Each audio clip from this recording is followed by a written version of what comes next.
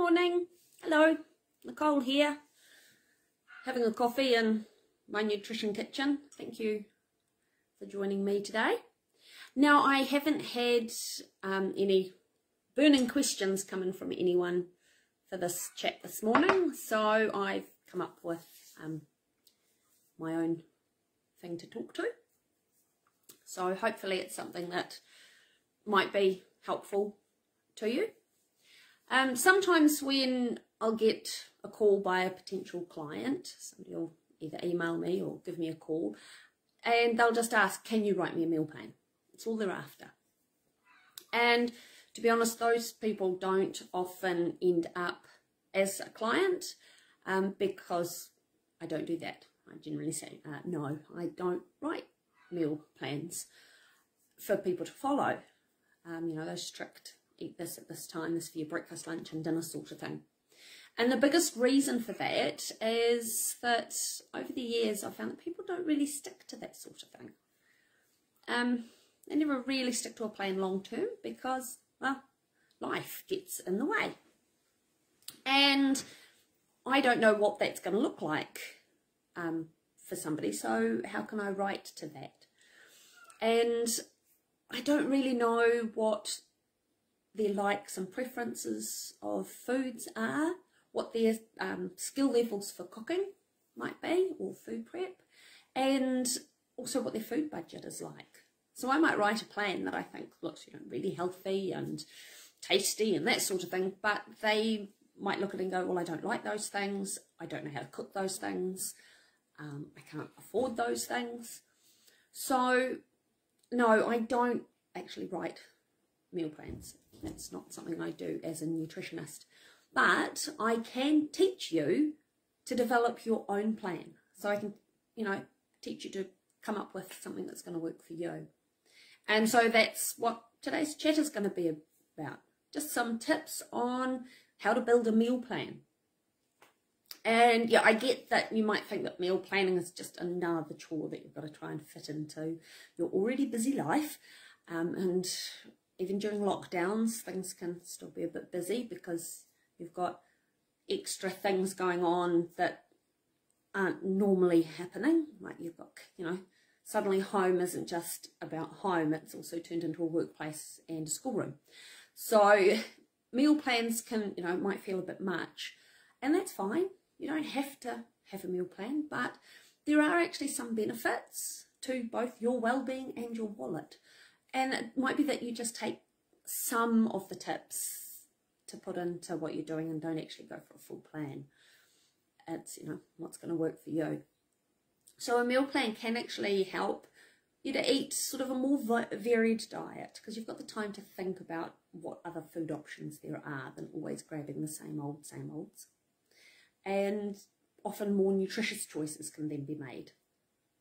And it can save you time by making your trips to the supermarket more efficient.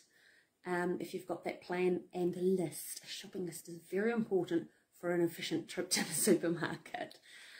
Otherwise you get home and you think, oh, I've forgotten that. And then sort of, oh, well, maybe later. And you've got to make another trip to the supermarket. So, and it helps you to save money by reducing food waste is a big one because you only end up buying what you need.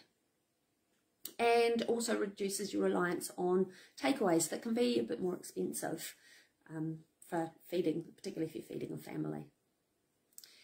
And the meal plan also can help make shopping and meal prep less stressful because you know what you're doing.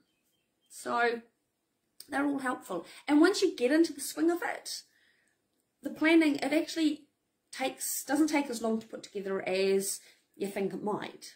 And it's important to remember that it's not set in stone. So one week you might do a meal plan, another week you might not.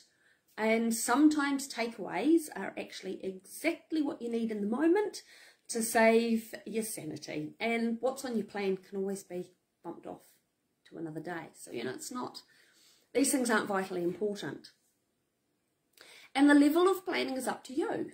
I mean, do you do everything? Do you do all your meals and all your snacks? Or do you just do dinners?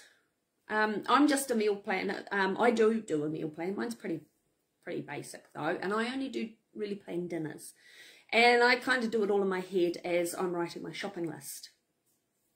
And I think about what is going on in the evenings through the week and then plan around that. And then I sort of go, say, Monday, we'll have fish for dinner. Tuesday, vegetarian. Wednesday, we'll have some chicken. Thursday's pub quiz night, so I want something quick and easy. An early dinner usually, so we can get to the quiz in time. So it might be that I've planned to cook something earlier in the week with leftovers that I can use on Thursday, or it'll be just grab something out of the freezer, something that's sort of ready-made, that's easy to heat and eat.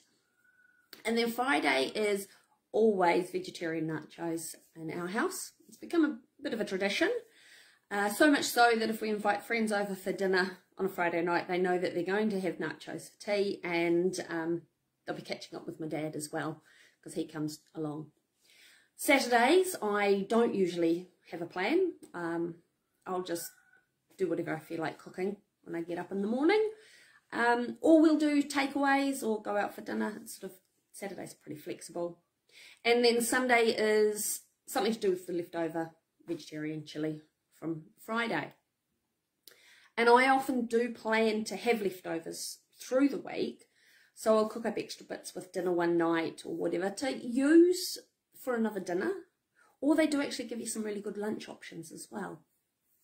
So, you know, that's another way to reduce prep time and stress on those sorts of things. And also just to give you some variety for your lunches, because sometimes just always having sandwiches can be a bit boring. Or I think so anyway. So I've got sort of 7 top tips for meal planning. Is number 1, just plan your meals a week at a time. Unless you're somebody who shops fortnightly, because I know some people do that, in which case it'd be better to, you know, plan that 2 weeks in advance. So, you know, plan your meals and write your shopping list. Number 2 is be realistic about the timing on the food prep, on those recipes that you've chosen, or the meals that you've chosen to do, and save those recipes that take more time for the days that you have that extra time, you know. So the things that are going to take a little bit longer to cook are on the quieter evenings, or you might do some pre-prep on other days. Yeah, and that's quite a good one. If you've got a day of the week, it might be a weekend, that you can take some time to chop up some veg to have on hand in the fridge. Not things like potatoes, because they will go brown once they're chopped, but, you know, your things like your broccoli or your cauliflower can be chopped up into florets, and a carrot can be chopped into sticks or just sliced. Put in containers in the fridge, and they'll keep fine for a few days. And it means that they're just there to quickly grab, and saves you time on some meal prep. And yeah, you can just grab it on the fly when you've decided what you're having. Number 3 is consider how you can use your leftovers. I mentioned earlier I often cook extra, and then that's my lunches. But also, how can you do that for dinners? You know, sort of maybe one night you're doing roast chicken with all the vegetables, so cook up extra vegetables, and then it means another night when you're really busy, you can maybe make a frittata and then have a salad. It's a quick and easy meal. You've got those roast veggies there that just, you know, chuck some eggs in them, pop it in the oven, you've got a really quick and easy meal. Number 4, get the whole family involved. It might be that you take turns choosing the meals or cooking the meals, and also with the shopping and the helping with the food prep. And set tasks that are, you know, sort of age and skill specific. So if you've got little kids, you know, you can give them something simple to do, or if it's somebody that has a bit more skill in the kitchen, you give them something a bit trickier to do. Takes the load off you, and, you know, they might come up with some other recipe ideas that you haven't thought about, and just makes things a bit more interesting. Number 5, make a shopping list. This one's actually really good. Note down anything. During the week, if you know you need to get something, have a piece of paper or a whiteboard or something that you can scribble down what you think you need. And then you know that when you come to actually writing your shopping list, you've got that. And a shopping list does help, because it will help you only buy what you need. Reduces that food waste and reduces your food bill. Number 6, be flexible. Swap out meals if things come up. It does, you know, it's not set in stone. and grab takeaways if you need to. And it could be that you grab the takeaways and you add some vegetables to it if you're wanting to make sure that you're still getting, you know, more nutritious food than just a takeaway. Because there's no point in feeling bad about the takeaway. Sometimes that's actually all that we really feel that we've got the energy to have. And the last one is include some breakfast or lunch prep the night before, especially if you've got an early start. You can just, while you're chopping up your vegetables for your dinner, you could be chopping up some salady bits for lunch, or maybe chopping up some fruit to put in your breakfast the next day, whatever that is. So meal planning may seem daunting to start with, but it doesn't really have to be. And you may feel with your busy life that you're not going to find the time to do it. But once you get into the swing of it, it is actually, you know, quite helpful.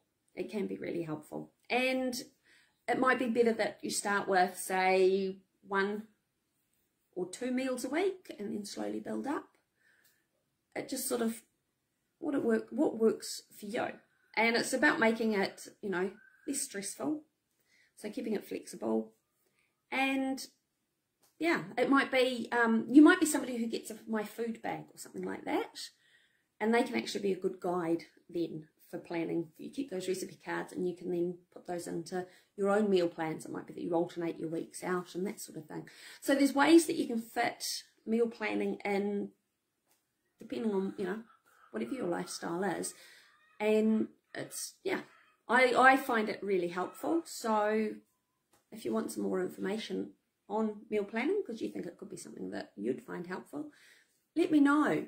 I am more than happy to help you come up with the meal plan that will work for you. So thanks for listening along. If you've managed to make it this far, I've got my coffee cooling nicely, and I'm going to pop off and finish this, and then I'm going to head out into the garden because it's a lovely day here in Hawkworth today. So we'll see you next week. I think I might do another recipe. So we'll catch you again then. Okay, bye.